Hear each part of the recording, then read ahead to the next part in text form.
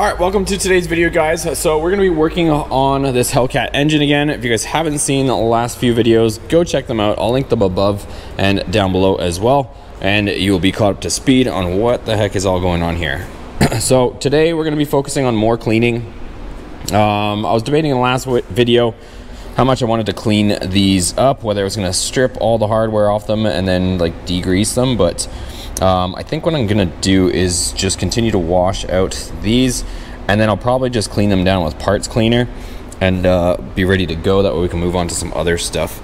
So what I'm gonna do is, we've already taken out these two valves, we've washed out these chambers here. So I know a lot of guys keep saying port it, but I don't think you guys, well, actually I can say this with confidence, nobody here has done one of these to this extent. There's a few of them out there, but I can confidently say with big builds like this, I am going to tell you guys right now, you don't want to be messing with getting into highly modified engine stuff when you're doing a really large build like this. Yes, you could do it all at once. Yes, it's more convenient to do it now, but if you do it now, it just adds a whole, you're really rolling the dice when you start changing this many things at once.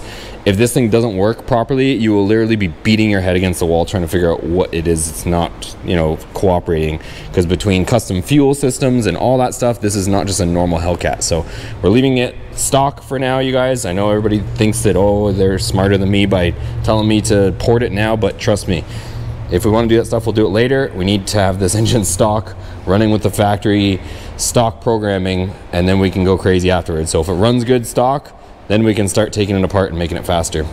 So let me go ahead, pop these two valves out of here. I'm gonna clean out these chambers. These ones still have junk all in them. I don't know if you guys can see it, but there's all crap in them. This one we cleaned, that one we took out and cleaned. I still gotta put that valve back in. So I'm just gonna finish cleaning that up, and then we'll clean these two, and then we can wash this whole cylinder down, and we'll move on to that one. Okay, so I've got all of our valves out of this head here, got it all cleaned up. So pretty happy with the outcome. If you guys remember what this thing looked like initially, it was disgusting. Like, this one's already clean, and that's partially what it looked like. So go ahead, take all the valves out of this one, and just do the same. We'll just wash everything down, clean it all down, and that way they're gonna be good to go.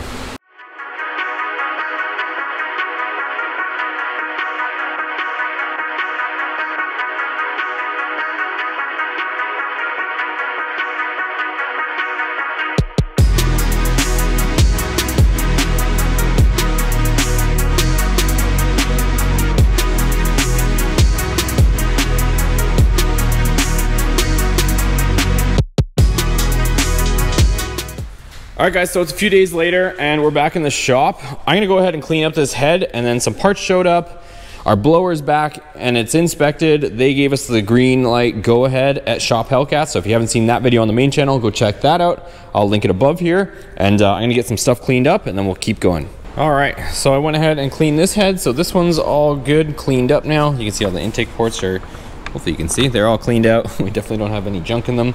What I'm going to do is I'm going to take our supercharger and I'm going to disassemble some stuff, not too much, and then I'm going to try to wash it out. So any of the junk and grime that might be in it, I'm going to try to wash it out the snout and get this thing cleaned up as well. So if you guys aren't missing much there, I'm just going to use a bunch of degreaser, try to wash everything out of the snout, and then hoping everything will be mostly clean, and we can move on to the next step.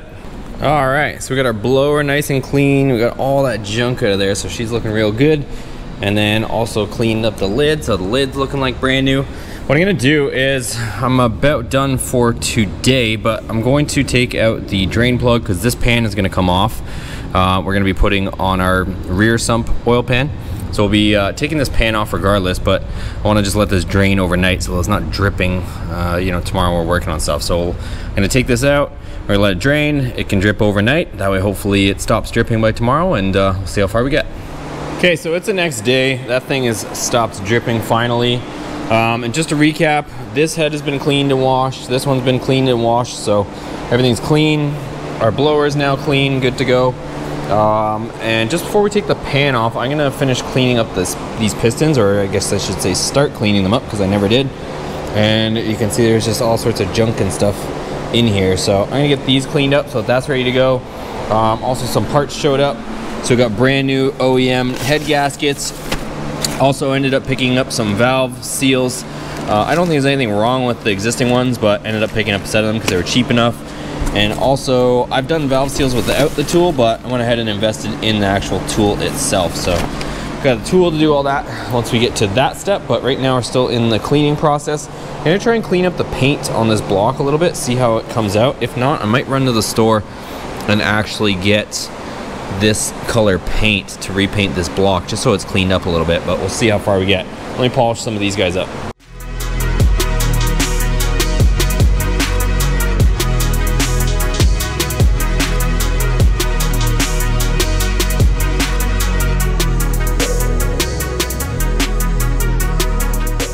Okay, so I got the tops of the pistons cleaned up, and then I rotated everything, made sure all of our bores are good, everything's clean, and kind of used the rotation of the engine if there was any junk that fell down.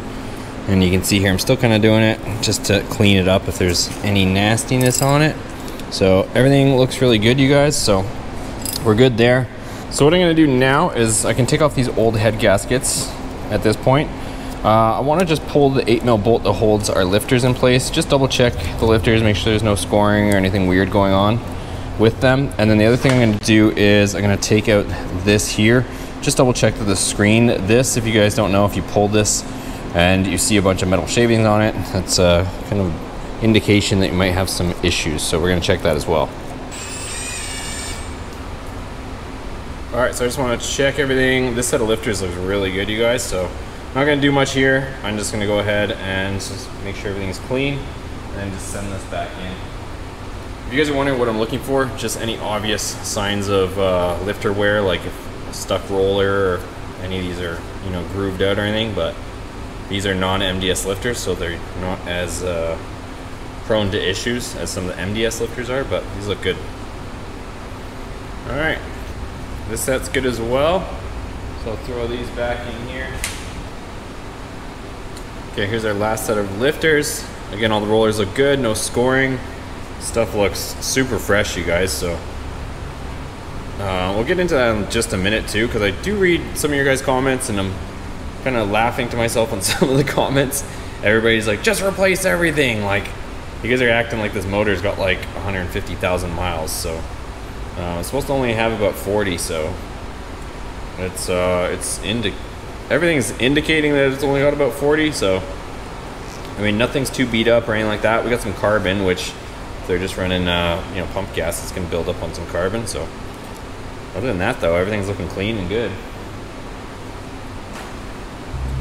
All right, you guys, there's the big test. So there's a screen on it. If you guys can or can't see, I know this camera doesn't zoom too well, but these three are screens and there is not a single flake of anything on it, you guys. So we are good, boys. Like I said, if there was, you know, metal shavings and stuff circulating in the engine, it would get trapped on these steel screens and I can't even spot a single flake. So let me just clean this off and we'll throw this thing back in. All right, next up, the oil pan's got to come off so we can install the new oil pan. At the same time, we'll take a quick peek underneath and see how she's looking. So it's a bunch of 10 mils over here, and then we've got the two 15s on the back corners. So we'll get all these 10s out and get this pan off of here. Hopefully she doesn't puke. We let her drip overnight, so I'm hoping it's gonna be dry now.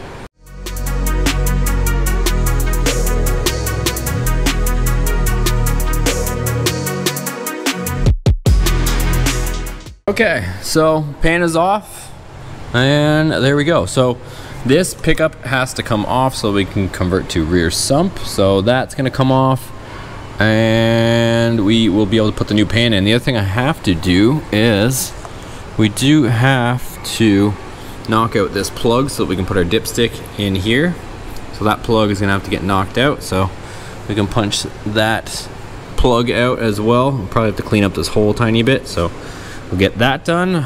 Probably be in the next episode, but other than that, you guys are gonna have to wait to see what we got going on here. All right, guys, so it's gonna be a wrap for this episode. So far, so good. Everything looks to be checking out, and we're just gonna keep plugging away at this. So not sure what we'll get into on the next video, but like I said, we got to get the other oil pan all on here.